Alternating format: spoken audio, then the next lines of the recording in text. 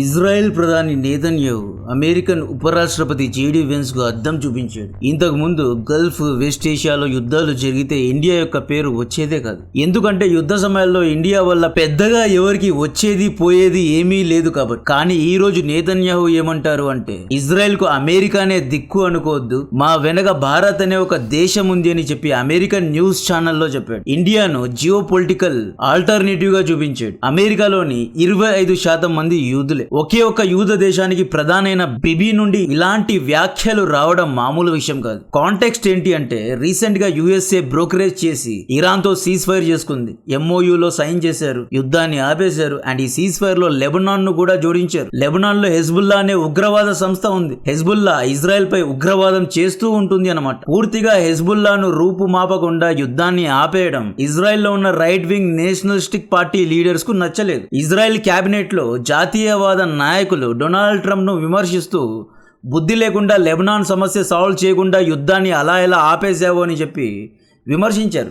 ఈ విమర్శలకు కౌంటర్ ఇవ్వడానికి జేడీ వెన్స్ ఏమంటాడు అంటే, అలా ఎలా అనేశారు, ఒకవేళ నేను ఇజ్రాయెల్ క్యాబినెట్లో ఉంటే డొనాల్డ్ ట్రంప్ కాళ్లను నెత్తిన పెట్టుకునేవాడిని. ఆఫ్టర్ ఆల్ ఇజ్రాయెల్కు మిగిలి ఉన్న ఏకైక మిత్ర దేశం అమెరికానే. అమెరికా లేదు అంటే ఇజ్రాయెల్ ఉనిక్కే ప్రమాదం. ప్రపంచ దేశాలన్నీ ఇజ్రాయెల్ను చీదరించుకుంటూ ఉంటే అమెరికా మాత్రమే మిత్రదేశంగా ఉంది అన్నట్లు మాట్లాడాడు. నిన్న నేతన్యాహు కావాలనే USA మీడియా ఛానల్ అయిన ఫాక్స్ న్యూస్కు వెళ్ళి జేడీ వెన్స్కు కౌంటర్ ఇస్తూ, డొనాల్డ్ ట్రంప్ మంచి నాయకుడే, నో డౌట్ USA ఆర్మీ మాకు సపోర్ట్ చేసింది, బట్ ఇజ్రాయెల్ వెనుక అమెరికా కాకుండా ఇంకొక చిన్న దేశం ఉంది, ఆ దేశంలో 140 కోట్ల మంది జనాభా ఉన్నారు అండ్ వారి యొక్క సపోర్ట్ మాకుంది అంటాడు. First of all, I respect J.D. Vance. We have a very good relationship, but it doesn't mean that I agree with everything that he says. And I have to point out this: Donald Trump is great, the greatest friend we ever had in the White House, and I stand by that completely. Secondly, we have some other friends, like a small country called India. It has 1.4 billion people, and boy, do we have a tremendous support there. This Facebook thing, and I just flooded. ఇక్కడ JD veins దొమ్ము పొగురు ఏంటి అంటే, America లేకపోతే ఇజ్రాయెల్కు artillery shells లేదా Tameer anti missile defence systems ఎవరూ supply చేయలేరు అని. But India Tameer మిజైల్స్ను హైదరాబాద్లో ఉత్పత్తి చేస్తోంది. ఇజ్రాయెల్ అండ్ ఇండియా జాయింట్గా ఆయుధాలు తయారు చేస్తున్నారు, ఇంక్లూడింగ్ ఐరన్ డోమ్. US లేదు అంటే ఇండియా నుండి ఆయుధాలు వస్తాయి, సప్లై చైన్కు ధోకా లేదు. ఈవెన్ అదానీ, ఎల్బ్రిట్ అనే కంపెనీస్ పార్ట్నర్షిప్లో హెర్మీస్ 900 డ్రోన్స్ను కూడా హైదరాబాద్లో తయారు చేస్తున్నారు. జేడీ వెన్స్ తిక్క పొగరు ఏంటయ్యా అంటే, USA లేదు అంటే ఇజ్రాయెల్తో ఎవరే కానీ వ్యాపారం చేయరు అని, ఇజ్రాయెల్ వస్తువులను బ్యాన్ చేస్తారు అని చెప్పి ఇలా మాట్లాడాడు. నేతన్యాహు సమాధానంగా 140 కోట్లు అన్నాడు. ఇక్కడ 140 కోట్ల ప్రజల మార్కెట్ యొక్క యాక్సెస్ మాకుంది, ఇజ్రాయెల్ మేడ్ ప్రొడక్ట్స్ ఇండియాలో కూడా అమ్మగలము, వీఆర్ నాట్ ఐసోలేటెడ్ అనే కౌంటర్ ఆర్గ్యుమెంట్ నేతన్యాహు తీసుకొచ్చాడు అనమాట. సెమీకండక్టర్ చిప్స్, యాక్టిస్ట్ పాలసీ, డిఫెన్స్ అండ్ ఇంటెలిజెన్స్ కోఆపరేషన్లో ఇండియా, ఇజ్రాయెల్ ఎలా తమ అపోనెంట్స్ను ఎదుర్కొంటున్నారు అనేది చెప్పే ముందు మీ నుండి 1 మినిట్ తీసుకుంటున్నా. PNB, మెట్లైఫ్, NFO గురించి మాట్లాడాలి. ఇంట్రెస్ట్ లేని వాళ్ళు 1 మినిట్ స్కిప్ చేయగలరు. సెమీకండక్టర్ చిప్ సెక్టర్లో ఇన్ఫ్లుయెన్స్ పెంచుకుంటున్నాం. 2026లో ప్రపంచవ్యాప్తంగా ఆర్థిక పరిస్థితులు బాగా లేనప్పుడు మనం ఫాస్ట్గా మూవ్ అవుతున్నాం. భారత ఎదుగుదలతో పాటు మనం కూడా ఆర్థికంగా లాభపడాలి అనుకునే వాళ్ళ కోసం PNB MetLife enhanced value fund NFOను లాంచ్ చేయడం జరిగింది. ఈ NFO యొక్క ఇండెక్స్ గత 7 ఇయర్స్ నుండి 25% CAGR ను ఇచ్చింది. ఒకవేళ పెట్టుబడి పెట్టాలి అనుకునే వాళ్ళకు లింక్ డిస్క్రిప్షన్ లో కమెంట్ బాక్స్ లో ఇస్తున్నా. ఇది క్యాపిటల్ గ్యారంటీడ్ ఆప్షన్ కాబట్టి ఇందులో మన పెట్టుబడి సేఫ్ గా ఉంటుంది. మార్కెట్ క్రాష్ వల్ల పెట్టుబడికి ప్రమాదం తక్కువ. ఇక్కడ అండర్ వాల్యూడ్ కంపెనీస్ లో పెట్టుబడి పెడతారు, తక్కువ ధరలో మంచి స్టాక్స్ పొందుతారు కాబట్టి మార్కెట్ రైజ్ అయినప్పుడు దీని వాల్యూ పెరుగుతుంది, ఆ తర్వాత అమ్మి ప్రాఫిట్స్ పొందుతున్నారు. ఇది ఆటోమేటెడ్ ప్రాసెస్ లాగా తయారు చేసుకున్నారు. ఇది ఇన్సూరెన్స్ లింక్డ్ స్కీమ్ కాబట్టి మంత్లీ ప్రీమియం లో 120 టైమ్స్ లైఫ్ కవర్ ను కూడా పొందగలరు. ఈ NFO లో పెట్టుబడి పెడితే సింగిల్ రూపీ ట్యాక్స్ కట్టే అవసరం లేదు. ఈవెన్ మీరు yearly up to 2.5 lakhs invest చేసినా సరే. NRI మిత్రులకు ఇది మంచి ఆపర్చునిటీ. నెల 18,000 ఇన్వెస్ట్ చేస్తే 2 కోట్ల వరకు రిటర్న్స్ ను పొందగలరు. ఎవరైనా బిగినర్ లాగా ఇన్వెస్ట్ చేయాలి అనుకునే వాళ్ళకు ఇది మంచి ఆపర్చునిటీ. ఈ NFO అవైల్ చేయడానికి చాలా తక్కువ సమయం ఉంది కాబట్టి ఇంట్రెస్ట్ ఉన్న వాళ్ళు డిస్క్రిప్షన్ లో కమెంట్ బాక్స్ లో ఉన్న లింక్ ను క్లిక్ చేసి చూడగలరు. అండ్ ఇంట్రెస్ట్ ఉన్న వాళ్ళకు దీన్ని షేర్ కూడా చేయండి. ఐ హోప్ ఈ టాపిక్ మీకు అర్థమైంది అనుకుంటున్నా. దీంతో పాటు పెట్టుబడి అనేది చాలా ఎసెన్షియల్. ఇది మన లైఫ్ ను ఆర్థికంగా స్థిరంగా ఉంచడానికి దోహదపడుతుంది. ఇంతకు ముందు ఎక్స్ప్లెయిన్ చేసిన ఆపర్చునిటీ ఇంకా కొద్ది రోజులు మాత్రమే మిగిలి ఉంది. ఈ NFO యొక్క లింక్ ను డిస్క్రిప్షన్ లో కమెంట్ బాక్స్ లో ఇస్తున్నా. వీడియో స్టార్టింగ్లో నేను ఒక పాయింట్ చెప్పా. ఇంతకు ముందు గల్ఫ్ లేదా వెస్ట్ ఏషియా, యూరోప్లో యుద్ధాలు జరిగినా కూడా ఇండియాను పెద్దగా ఎవరు పట్టించుకునే వాళ్ళే కాదు, ఇండియా యొక్క ఒపీనియన్ను తీసుకునే వాళ్ళే కాదు. ఇప్పుడు ఎందుకు టేబుల్స్ టర్న్ అయ్యాయి అంటే అప్పట్లో ఇండియా డిఫెన్స్ ఎక్విప్మెంట్స్ను తయారు చేసేదే కాదు. ఇది మెయిన్ పాయింట్. సెమీకండక్టర్ చిప్స్ ఇండియాలో తయారయ్యేవే కావు. ఇండియాలో మార్కెట్ అప్పట్లో పెద్దగా లేదు. ఇప్పుడు ఎందుకు ఇండియా ఇంపార్టెంట్గా మారింది అంటే cars, electric scooters, 5G network equipments, satellites, industrial manufacturing machines, fridge, TV, remote, ఇలా డే టు డే కన్స్యూమర్ ఎలక్ట్రానిక్స్కు కావాల్సిన సెమీకండక్టర్ చిప్స్ ఇప్పుడు ఇండియాలోనే ఉత్పత్తి అవుతున్నాయి. ఇంతకుముందు ఇండియా చైనా, తైవాన్ నుండి దీన్ని ఇంపోర్ట్ చేసుకునేది. ఇప్పుడు ఇయర్కు 20 కోట్ల చిప్స్ ఎక్స్పోర్ట్ చేసే సామర్థ్యాన్ని ఇండియా పొందింది. CG పవర్ అనే ఒక ఫ్యాబ్ను గుజరాత్లో మనం కట్టుకున్నాం, రీసెంట్గా ఇనాగ్రేట్ చేశాం. 2035 లోపు ఇయర్లీ 500 crores చిప్ను Europe, Japan, South Asia and యూఎస్ఏకు ఎక్స్పోర్ట్ చేసే సామర్థ్యాన్ని సాధించనున్నాం. बताया गया है कि अभी यहां से हर साल 20 करोड़ चिप्स निकलेगी. 20 करोड़. ఇది చాలా పెద్ద ఫిట్. ఈ CG పవర్ అనే కంపెనీ జపాన్ అండ్ థైలాండ్తో కలిసి జాయింట్గా వెంచర్ స్టార్ట్ చేసింది. ఈ ఇమేజ్లో చూడండి, ఈ చిప్ను మొబైల్లో వాడతారు. ఈ చిప్ను భారతీయులు డిజైన్ చేయగలరు. కొంతమంది ఇండియన్ ఇంజనీర్స్ను చాలా తక్కువగా చూస్తూ ఉంటారు. బట్ మీరు ఎక్కడైనా రీసెర్చ్ చేసుకోండి, ప్రపంచంలోని మోస్ట్ అడ్వాన్స్డ్ చిప్స్ అనేవి ఇండియాలో డిజైన్ అవుతాయి. ఈ చిప్ డిజైనింగ్ తర్వాత ఏం జరుగుతుంది అంటే లిథోగ్రఫీ మిషన్స్లో ఈ చిప్స్ను తయారు చేస్తారు. ఈ చిప్స్ లోపల ఉన్న సర్క్యూట్స్ను డ్రా చేస్తారు. ఈ మొత్తం ఎండ్ ప్రోడక్ట్ను తయారు చేస్తారు అన్నమాట. అయితే ఈ లిథోగ్రఫీ మిషన్స్ ఇంకా మన దగ్గర లేవు. మొన్న మోడీ గారు దీనికోసమే నెదర్లాండ్కు వెళ్ళి ASML అనే ఒక కంపెనీ ద్వారా లిథోగ్రఫీ మిషన్స్ను కొనుక్కునే ఒప్పందాలు చేసుకొచ్చారు. ఇప్పుడు మనం ఎక్కడున్నాము అంటే chips design. Yes, we can do design. చిప్లో సర్క్యూట్స్ను గీయడం, లిథోగ్రఫీ మిషన్ యొక్క ఆపరేషన్ ఫెసిలిటీ మన దగ్గర లేదు. బట్ తైవాన్, జపాన్ నుండి ఫినిష్డ్ చిప్స్ను ఇంపోర్ట్ చేసుకొని దాన్ని కట్ చేసి, ప్యాక్ చేసి, టెస్ట్ చేసి, క్వాలిటీ చెక్ చేసి ఎక్స్పోర్ట్ చేసే సామర్థ్యం మన దగ్గర ఉంది. డ్రోన్స్కు కావాల్సిన చిప్స్ జపాన్ నుండి ఇంపోర్ట్ చేసుకొని దాన్ని టెస్ట్ చేసే ఫెసిలిటీ కట్టుకున్నాం. వీఆర్ గ్రేట్ అని నేను చెప్పడం లేదు, but this is not a small feet అంటున్నా. నెక్స్ట్ టాటా నెదర్లాండ్స్ యొక్క ASMLతో కలిసి లిథోగ్రఫీ మిషన్స్ను కూడా కొనుక్కోబోతోంది. $11 బిలియన్ ఒప్పందం జరిగింది. ఇక్కడ క్యాచ్ ఏంటి అంటే ఈ చిప్స్ను తయారు చేసే lithography machines made and developed by Netherlands అనే దేశంతో తప్పితే ప్రపంచంలో ఇది ఎక్కడా లేదు. చైనా కూడా దీన్ని తయారు చేయలేకపోయింది. వీళ్ళు ఈ మిషన్స్ను చైనాకు అమ్మరు. ఇండియాకు కూడా కొన్ని కండిషన్స్తోనే వీళ్ళు అమ్ముతారు. తైవాన్కు మాత్రమే వీళ్ళు దీన్ని అమ్మారు. చైనా ఈ మిషన్స్ కోసమే తైవాన్ను ఆక్రమించాలి అని చూస్తోంది. ఈ మిషన్స్ను 500 different companies, Germany, France, USA ఇలా వెస్టర్న్ కంపెనీస్ అన్నీ కలిసి తయారు చేశారు. కాబట్టి దీన్ని ఎవడే కానీ రివర్స్ ఇంజనీరింగ్ చేయలేరు. సో మన వర్క్ ఫోర్స్తో మనం chips packaging, design and testing, quality checks అన్నీ చేస్తున్నాం and we are exporting the chips. ఇక నుండి మనం చైనా, తైవాన్పై ఆధారపడే అవసరం లేదు.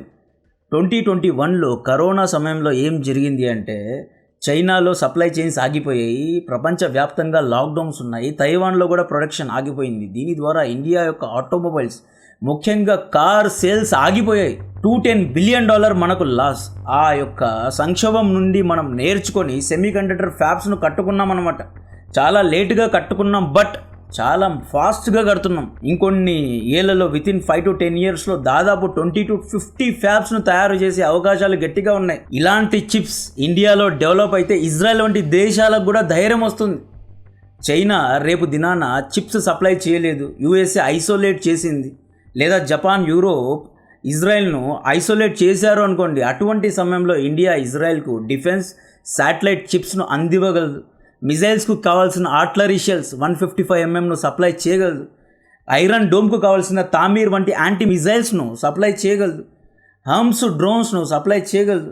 క్యామికైజే డ్రోన్స్ను సప్లై చేయగలదు. ఇజ్రాయెల్, ఇండియా ఇద్దరూ కలిసి AI అండ్ డిఫెన్స్ టెక్లో కలిసి పనిచేస్తున్నారు. కాబట్టి మనం టెక్నాలజీను, సోర్స్ కోడ్స్ను షేర్ చేసుకుంటున్నాం. అండ్ రా అండ్ మొసాద్ ఇద్దరూ కలిసి ఇంటెలిజెన్స్ను షేర్ చేసుకుంటున్నారు. కాబట్టే వరల్డ్ స్టేజ్లో నిలబడి ఎస్ యుఎస్ఏ ఇజ్రాయెల్ వెనక ఉంది బట్ ఇండియా కూడా ఉంది, వీఆర్ నాట్ ఐసోలేటెడ్ అని అంత ధైర్యంగా బిబి చెప్పగలిగాడు. చైనాతో మనోళ్ళు కంపేర్ చేస్తూ ఉంటారు కాబట్టి చైనా కూడా ప్యాకేజింగ్ టెస్టింగే చేస్తోంది. బట్ ఇక్కడ ఇండియాకున్న లెవరేజ్ ఏంటి అంటే ముఖ్యంగా సెమీ కండక్టర్ చిప్స్ విషయంలో చైనా దగ్గర ట్రాన్స్పరెన్సీ లేదు. ఇక్కడ మనం 100/100 పాయింట్స్ కొట్టేస్తాం. ఉదాహరణకు జపాన్ ఉంది. జపాన్ డ్రోన్స్కు కావాల్సిన చిప్స్ జపాన్ చైనాలో టెస్ట్ చేయించడానికి ఇష్టపడుతుందా? డెఫినెట్గా ఇష్టపడదు. ఇండియా నుండే వీళ్ళు కొంటారు. ఇక్కడ ఇండియా గేమ్ను మార్చేస్తోంది. 2021 నుండి నేను నా వీడియోస్లో సెమీ కండక్టర్ చిప్స్ను ఇండియాలో తయారు చేయండి అని చిన్న సైజు ఉద్యమమే చేశా. Finally dream come true. అంటే ఈ చిప్స్ తయారు చేయండి అంటే ఇది ఒక హైలైట్ న్యూస్ లాగా లేదా ఒక సెన్సేషనల్ న్యూస్ లాగా ఇది కనబడదు. బట్ సెమీ కండక్టర్ చిప్స్ అనేవి యుద్ధ సమయాల్లో గేమ్ను చేంజ్ చేయగలవు. Chips is everything. ఒక ఎలక్ట్రానిక్ కాంపోనెంట్కు చిప్స్ అనేవి హార్ట్ లాంటిది. చిప్ లేదు అంటే ఏమీ లేదు. చిప్ అనేది బ్రెయిన్ లాంటిది. TV, laptop, fridge, whatever ఏదైనా తీసుకోండి, any automated semi automated electronic గూడ్స్లో చిప్స్ కావాల్సింది. అటువంటి చిప్స్ మనం ఇయర్లీ 20 crores, మంత్లీ 1.5 crores తయారు చేసే సామర్థ్యాన్ని పొందామంటే ఇది మంచి ఫీటే. నెక్స్ట్ మోడీ గారు ఇండోనేషియా, ఆస్ట్రేలియా, న్యూజిలాండ్కు పర్యటిస్తున్నారు. ఇక్కడ ఈ దేశాలకు ఎందుకు వెళ్తున్నారు అంటే క్యాచ్ ఏంటి అంటే ఈ సెమీ కండక్టర్ చిప్స్ను తయారు చేయాలి అంటే రేర్ అర్త్స్ మినరల్స్ మన దగ్గర ఉండాలి. క్రిటికల్ మినరల్స్ ఉండాలి. లైక్ లిథియం, కొబాల్ట్ వంటి మినరల్స్ ఉంటేనే ఈ చిప్స్ను మనం ఉత్పత్తి చేయగలం. ఈ చిప్స్ను తయారు చేయడానికి వాడే వేఫర్స్లో రేర్ అర్త్స్ను వాడుతారు. సో ఆస్ట్రేలియాలో నికిల్, కొబాల్ట్ వంటి నిల్వలు చాలా ఎక్కువగా ఉన్నాయి. ఇండియాలో మ్యాన్ పవర్ ఉంది. న్యూజిలాండ్ దగ్గర డబ్బు ఉంది. ఇండోనేషియా దగ్గర స్ట్రైట్ ఆఫ్ మలక్కాను బ్లాక్ చేసి అంటే స్ట్రాటజిక్ లెవరేజ్ ఉంది. అండ్ సముద్రదారి ఇండోనేషియా దగ్గర ఉంది. సో యాక్ట్ ఈస్ట్ పాలసీలో భాగంగా మనం ఏం చేస్తున్నాము అంటే అమెరికా డబ్బుతో, జపాన్ యొక్క డిజైన్ అండ్ జపాన్ మైండ్తో, ఇండియా యొక్క work force and Indian engineers యొక్క టాలెంట్స్ అండ్ ఆస్ట్రేలియా యొక్క రేర్ అర్త్ నిల్వలు వీటన్నిటినీ కంబైన్ చేసి చైనాకు ఆల్టర్నేటివ్గా మనం రేర్ అర్త్ మినరల్స్ యొక్క మైనింగ్, ప్రాసెసింగ్ చేయబోతున్నాము. అందుకే ఈయన యాక్ట్ ఈస్ట్ అని చెప్పి అక్కడంతా తిరుగుతున్నారు. చైనా రీసెంట్గా ఏం చేసింది అంటే చైనాపై యూఎస్ఏ 210% 245% టారిఫ్ వేసినప్పుడు షీ జిన్పింగ్ ఒక స్టేట్మెంట్ ఇచ్చాడు. ఇక నుండి రేర్ అర్త్ మినరల్స్ను, క్రిటికల్ మినరల్స్ను ఎవరికి అమ్మడానికి లేదు. చైనీస్ సప్లయర్స్ ఈ మినరల్స్ను ఎవరికైనా అమ్మాలి అంటే చైనీస్ గవర్నమెంట్ యొక్క పర్మిషన్ తీసుకోవాలి అని ఒక ఫిట్టింగ్ పెట్టాడు. ఆ తర్వాత అమెరికా చిన్న సైజులో ప్రొటెస్ట్ కూడా చేసింది. రేర్ అర్త్స్ను ఆయుధీకరణ చేస్తున్నారు అని చెప్పి. ఒకవేళ రేపు దినాన చైనా తైవాన్పై ఆక్రమించి ఈ లిథోగ్రఫీ మిషన్ కోసమే ఆక్రమిస్తుంది. ఆక్రమించినప్పుడు సప్లై చైన్స్ డిస్టర్బ్ అయినప్పుడు చైనా చేసే ఒకే ఒక పని రేర్ అర్త్స్ను ఎవరికి అమ్మదు.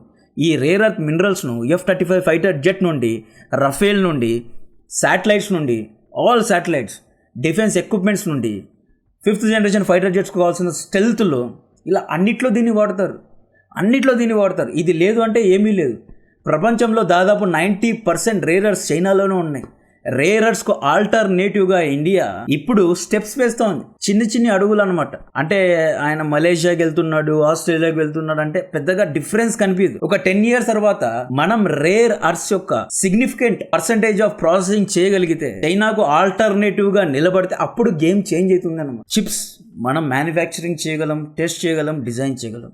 రేర్ అర్త్స్ను ఆస్ట్రేలియాలో మైనింగ్ చేసి, ఇండియాలో దాన్ని ప్రాసెస్ చేసి, జపానీస్ మైండ్స్ అండ్ యుఎస్ఏ మైండ్స్ను ఇంటిగ్రేట్ చేసి వరల్డ్ క్లాస్ చిప్స్ను లైక్ 3 nanometer 4 nanometer చిప్స్ను, ఈవెన్ 1-2 nanometer చిప్స్ను కూడా తయారు చేసే సామర్థ్యాన్ని మనం సాధించగలిగితే ఇండియా పొందే లెవరేజ్ ఏంటి అంటే ఒకటి ట్రాన్స్పరెన్సీ విషయంలో ఇండియాను అందరూ నమ్ముతారు. అండ్ ఫారెన్ డెలిగేట్స్ ఎవరైనా చైనాకి వెళ్తే వారి మొబైల్ను హ్యాక్ చేయడం కానీ, ఆ మొబైల్లో ఉన్న డేటాను ఎత్తుకోవడం కానీ, మేబీ డొనాల్డ్ ట్రంప్ లేదా అమెరికన్ నాయకుల యొక్క ప్రైవేట్ వీడియో షీ జిన్పింగ్తో ఉంటాయి. అంటే బ్లాక్ మెయిలింగ్ కూడా చేస్తూ ఉంటుంది చైనా డేటాను దొంగలిస్తుంది. చైనాలో data centres like Facebook, meta, right, like Google, Microsoft data centres చైనాలో పెట్టదు. బికాస్ భయం. కమ్యూనిస్ట్ దేశం, ఎవరికి వెళ్ళి అడుగుతావు? సుప్రీంకోర్టు లేదు, హైకోర్టు లేదు. స్విట్జర్లాండ్ యొక్క డేటాను దొంగలించింది షీ జిన్పింగ్ దగ్గర ఆ డేటా ఉంది అనుకోండి, స్విట్జర్లాండ్ అనే దేశం ఎక్కడికి వెళ్ళి ఫైట్ చేస్తుంది? చైనాలో డెమోక్రసీ లేదు, చైనాలో అపోజిషన్ పార్టీ లేవు. ఆ షీ జిన్పింగ్ పైన ఎవరూ ఒత్తిడి పెట్టలేరు. ఒకవేళ ఇండియా అనుకోండి, మోడీ గారిపై ఒత్తిడి పెట్టాలి అంటే అపోజిషన్ పార్టీని కొంచెం రేస్ చేస్తే చాలు, మోడీ గారిపై ఒత్తిడి పెడుతుంది. సుప్రీంకోర్టు ఉంది, రూల్ ఆఫ్ లా ఉంది, ఇండియాలో ట్రాన్స్పరెన్సీ ఉంది. మనం ఎవరి ఇంటలెక్చువల్ ప్రాపర్టీను దొంగలించలేదు. ఒకవేళ ఐపీను దొంగలిస్తే ఇండియాలో స్ట్రిక్ట్ చట్టాలు ఉన్నాయి. మనం రివర్స్ ఇంజనీరింగ్ చేయము. సో ఈ విధంగా ట్రాన్స్పరెన్సీ విషయంలో, నమ్మకం విషయంలో చైనా కంటే ఇండియాకే ఎక్కువ పాయింట్స్ ఉన్నాయి. కాబట్టి మనం ఒకవేళ rare earth's, semi conductor chips ఈ 2 విషయాల్లో గేమ్ను మార్చగలిగితే మనకు తిరుగులేదని. ముచ్చటగా మూడో విషయం ఏంటి అంటే మ్యానుఫ్యాక్చరింగ్లో కూడా ఇండియా ఆల్టర్నేటివ్గా తయారవ్వాలి. సో ఈ చిప్స్ ఇండియాలో డిజైన్ అండ్ టెస్టింగ్ అవ్వడం వల్ల కొత్త కొత్త కంపెనీస్ ఇండియాలో తయారవుతాయి. ఈవెన్ నేను కూడా గుజరాత్లో ఒక చిప్ను కొనుక్కొని ఏదైనా ఒక మంచి ప్రోడక్ట్ను తయారు చేయాలి అనుకుంటున్నా. కొలాబరేషన్స్ కోసం వెయిట్ చేస్తున్నా, చూద్దాం. సో ఈ విధంగా దీని గురించిన మరిన్ని డీటెయిల్స్ ఇస్తూనే ఉంటా. కాంటెంట్ నచ్చితే వీడియోను లైక్ చేయండి, ఛానల్ను సబ్స్క్రైబ్ చేసి అందరికీ షేర్ చేయండి. జై హింద్.